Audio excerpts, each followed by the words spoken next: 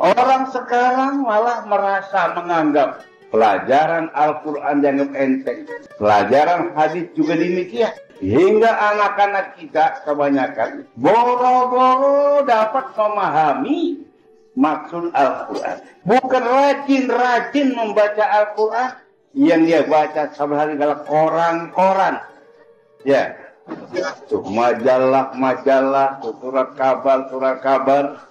Itu saja yang dia baca. Pada berita-berita surat kabar dan majalah itu kadang-kadang tidak benar beritanya.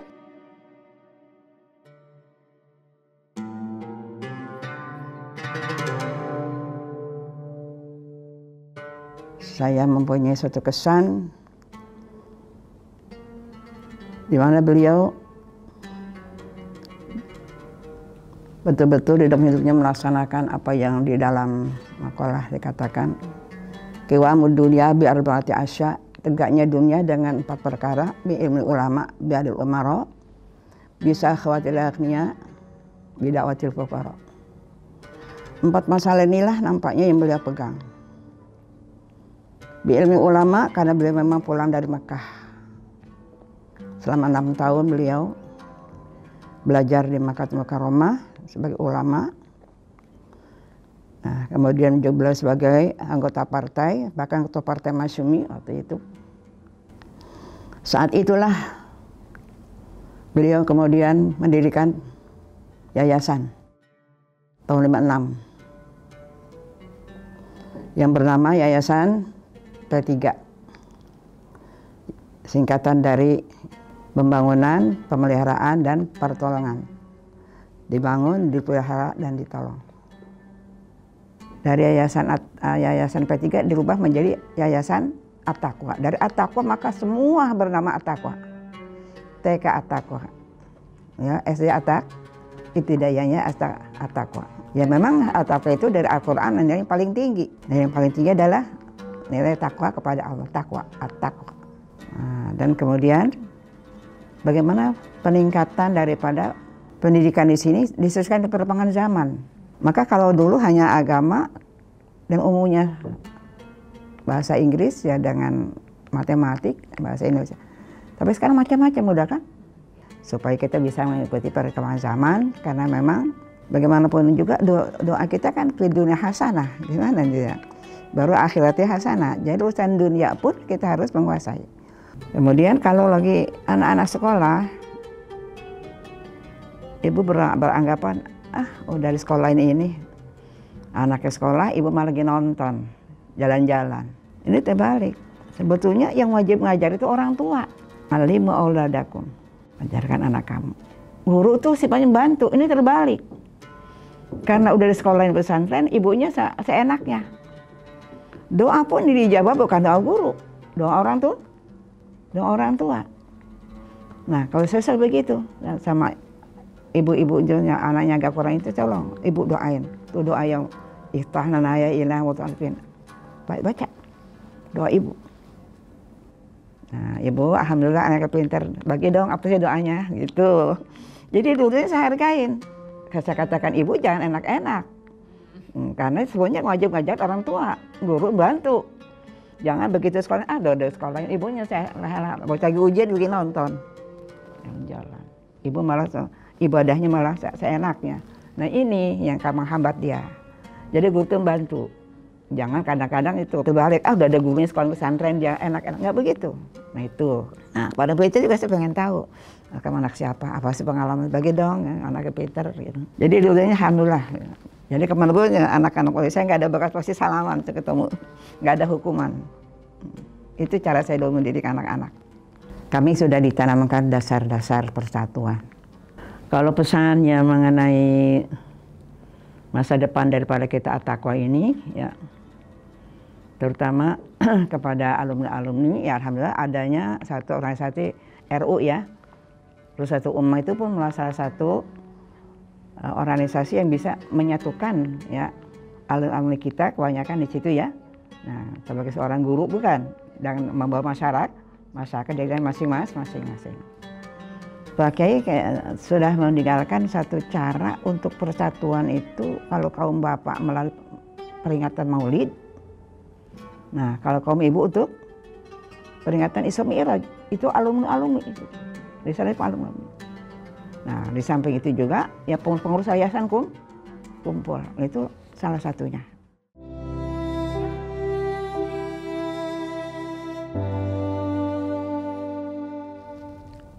Sebagai ulama, Pak Kiai itu orang yang rajin berdakwah. Sebagai orang tua, beliau pendidik yang tegas pada putra-putrinya, murah dan banyak perhatian. Sementara ibunda tercinta, ibunya Haji Siti Rohmah. Yang pertama, beliau itu orang rajin ibadah. Dan kedua, mencontohkan langsung kepada putra-putrinya untuk hidup sederhana. Begitu saya tamat dari Ma'alimat Muhammadiyah 1968, baru nampak Pak Kiai begitu tegas dan tidak bisa ditawar-tawar bila beliau mempunyai satu keinginan. Saya berkata begitu karena ketika saya ingin melanjutkan kuliah di perguruan tinggi, Pak Kiai tidak mengizinkan. Selama 4 tahun, 1968, 1972, memberikan bimbingan kepada saya. Pagi, saya membantu mengajar. Ketika itu, nama madrasahnya Al-Baqiyat As-Shalihat. Siangnya, diperintahkan saya untuk belajar mengajar di masyarakat dengan selalu dikawal oleh ibunda tercinta Haji Siti Rohmah. Sorenya habis asar ikut pelajaran santri yang langsung diisi oleh Pak Kiai. Habis isya dan habis subuh belajar bersama para guru-guru. 1972 baru saya berangkat ke Kairo Al-Azhar sampai tahun 1981. Ternyata di situ mungkin Pak Kiai ingin berikan bimbingan kepada saya. Setelah saya akan berangkat ke Kairo, apa kata beliau? Kamu sudah mengetahui penyakit masyarakat. Cari obatnya di Al-Azhar sana. Itu yang saya kenang selalu. Bagaimana beliau ketika berdakwah tidak pernah merasa capek siang maupun malam. Ini selalu ditegaskan kepada kami para anak-anaknya. Pesan Pak Kiai dengan Kiai Amin Nur untuk 2 anak ini, Atiqah sama Nur Anwar, tolong jangan terlampau banyak diberikan tugas di dalam. Kedua ini adalah corong at-taqwa di masyarakat. Itu kata beliau. Ini mungkin tugas yang harus saya emban. Kalau zaman masih ada Pak Kiai dengan pamungkas sederhana, orang tua tidak memandang fasilitasnya, prasarana daripada bangunan sekolah atau asrama. Jadi zaman beliau baru ada gedung ini yang kasih nama sekarang dengan gedung Sofa Marwah, 2 lantai. Kemudian di belakang 1 asrama yang kasih nama dengan asrama Siti Khadijah. Sementara yang lain semua bangunan-bangunan tua. Maka akhirnya mulai tahun 1990 tadi itu membangun masjid Al-Baqiyat As-Shalihat, membangun kantor PPAwati tahun 1991, bangun Mahad Ali At-Taqwa Putri tahun 1992. Ini semuanya jariah dari Nyai Haji Siti Rohmah. Ketika Pak Kiai masih ada, PTA itu belajar di mana saja, depan pintu jadi. Tapi tentunya setelah beliau tidak ada, diganti oleh guru-guru yang lain, kita ingin mempunyai 1 Mahad Ali. Maka alhamdulillah Nyai Rohmah memberikan dana semuanya sebagai jariah beliau yang sekarang bisa kita lihat di depan ini. Tapi alhamdulillah berkat dorongan orang tua, doa orang tua, memberikan kemudahan semuanya. Termasuk dalam pembangunan At-Taqwa Putri ini. Dikatakan berat, saya katakan tidak berat. terlampau ringan, juga tidak ringan. Tapi semuanya saya jalankan dan ikhlaskan Allah karena birrul walidain, bakti kepada kedua orang tua. Kalau pesan saya, harapan saya, keinginan saya kepada santri, mudah-mudahan sesuai dengan visi kita, bisa membentuk santri kita yang benar, pintar, terampil, sehat.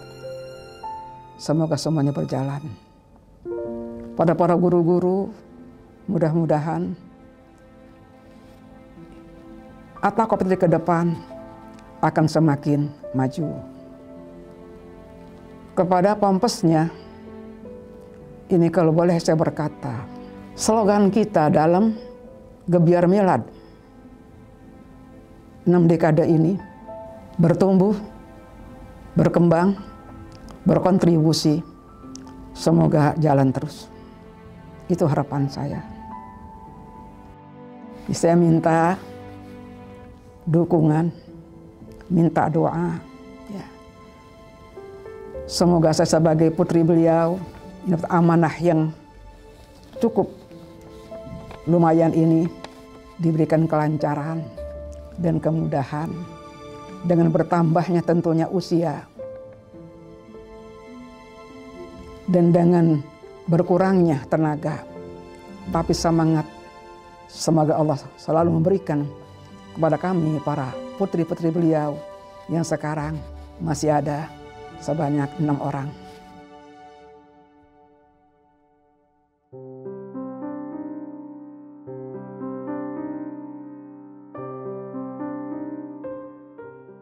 Saya dari anak almarhum Pak Kiai, anak yang ke-6. Jadi saya ini di atas banyak, di bawah banyak. Termasuk juga lumayan capek. Kenapa? Karena ketika saya udah pengen banget sekolah mondok keluar, kepengen kayak orang-orang begitu. 1 tahun, 2 kali pulang, 2 kali balik. Banyak duitnya. Kalau di rumah kan nggak dibagi-bagi duit. Itu kira-kira suka dukanya. Dukanya itu Masya Allah, pengen banget mondok. Kata Pak Kiai, nah ini dia ntar ini, ke Jawa Tengah ada dia. Khusus ngapal Al-Quran. Alhamdulillah rasanya kayak naik kemana gitu, kegirangan. Berarti gue mondok juga nih ya, kan gitu. Ternyata pas waktu nyampe tamat MI, stop. Tidak boleh mondok. Rupanya almarhum punya cita-cita ingin supaya salah satu anaknya jadi hafizuh. Ya, jadi hafizuh. Ternyata gagal total. Kata saya, nggak resep dah. Akhirnya saya dipersiapkan menjadi cikal bakal menjadi sekarang At-Taqwa Putri ya. Kalau dulu Al-Baqiyatus Sholihat. Muridnya cuma 7 orang, terus lanjut. Ada penyemangatnya, itu yang tengah-tengah tuh. Kiai Haji Ahmad Tajuddin, kebetulan saya tamat MI, dia tamat Gontor. Kata bapak, lu ngajar. Gimana? Di ini yang baru ini kawan ini. Ada 7 orang. Ngajarlah. Sekalipun muridnya sedikit, tapi timbul kesemangatan karena memang situasinya. Kita belajar dari jam 2 sampai jam 5. Begitu jam 5 kemudian sholat asar, langsung pulang. Belum ada yang mondok, masih pulang setahun kemudian baru ada mondok lah kan. Nah, setelah udah ada murid yang kedua nih, yang uniknya kita pada jadi imam loh. Kata Pak Kiai gini, wah lu ini 7 orang ya? Iya Pak, buat 7 orang lo jadi imam, lo jadi makmum. Iya enggak? 1 hari 1 orang, baru mulai maghrib, isya, subuh tuh. Karena udah mondok kan, udah mondok. Nggak ada yang gantiin dah. Maghrib ya lu kan gitu. Isya ya lu, subuh lu. Ada muhadharah tuh kan. Udah mulai kelas 4, udah mulai belajar muhadharah bahasa Arab, bahasa Inggris, dikontrol terus. Jadi kalau bagian muhadharah itu orang kampung nonton. Dengan hanya lampu sangat minim sekali. Tapi kata-kata Bapak Kiai, terus jangan mundur loh. Lampu boleh ada boleh tidak. Kalau lampu 1 ya udah maju ke depan. Itu semuanya dengan kerja keikhlasan. Langsung contoh, perintah, kemudian dikerjain, dan seterusnya menjadi apa? Kebiasaan. Pakai itu satu kata, satu perbuatan. Luar biasa. Satu hari kalau gue liatin sholat 100 rakaat. Orang-orang iktikaf aja sehari nggak 100 rakaat. Tapi beliau hampir-hampir tidak ada sekarang seorang kiai yang punya istri yang benar-benar ahli ibadah. Maka kalau kita pada ahli ibadah memang turunan dari almarhumah Nyai Rohmah. Lu jangan pasang iklan. Diri lu tuh iklan. Kalau lu tuh diri lu iklan udah bagus, itu udah berarti modal. Jadi kita selalu memperbaiki diri, meningkatkan kualitas. Kita kan semakin disorot. Pernah saya digampar, pernah begitu. Ini satu hal yang memang dia enggak menyisihkan mana yang anak, mana yang ketika disiplin jalan gitu. Kalau lagi baik, masya Allah. Jadi saya prinsip di rumah anak, siapa sih nggak sayang sama anak? Kesannya seolah-olah bapak ini lebih lembut dibanding ibu saya. Coba bayangin kalau orang kampung, kalau anaknya nakal, Pak, nih, nakal banget. Dia mah kagak, gebuk-gebuk aja, gitu. Mau jiwir aja, nggak manggil bapak saya. Tapi kalau bapak saya tegasnya di mana? Di sekolah. Di sekolah sebagai guru, kalau di rumah sebagai bapak. Kita nangis nih, sini, ngapa, gitu. Itu artinya memang kasih sayang mutlak, ya.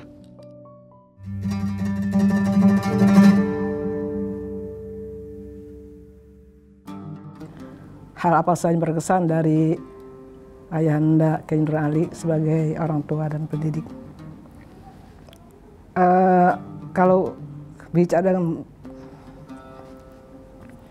Pak Kiai Nur Ali ya, banyak sekali kesan pesannya. Beliau bagi saya bukan hanya sebagai orang tua, tapi pendidik utama dan pengajar juga. Karena sejak kecil saya memang langsung mendapatkan pendidikan dari Ayahanda Kiai Nur Ali. Saya selalu diajak sholat berjamaah dan Pak Kiai.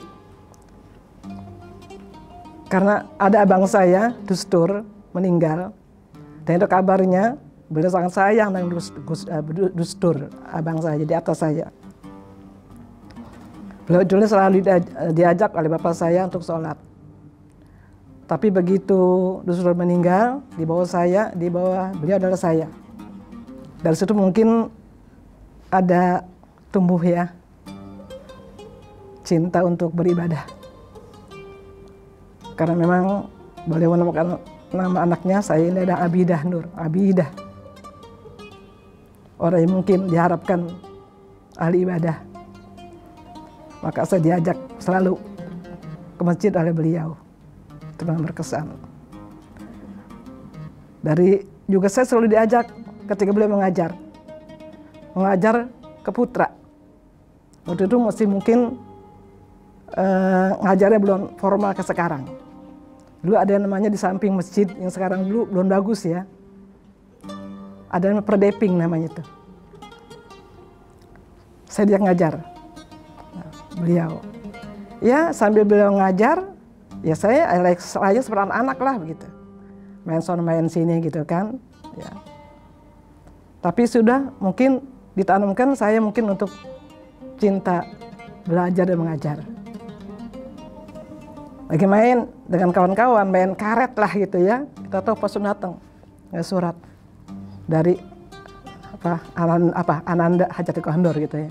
Saya lari dah sambil kayak orang ingusan masih gitu kan, masih melelekan dah ya. Mbak ini surat Mbak dari Mpok, Pekoh gitu ya. Udah, saya suruh baca. oleh beliau. Di samping saya selalu Ibu Haji Sri Rohmah. Ya.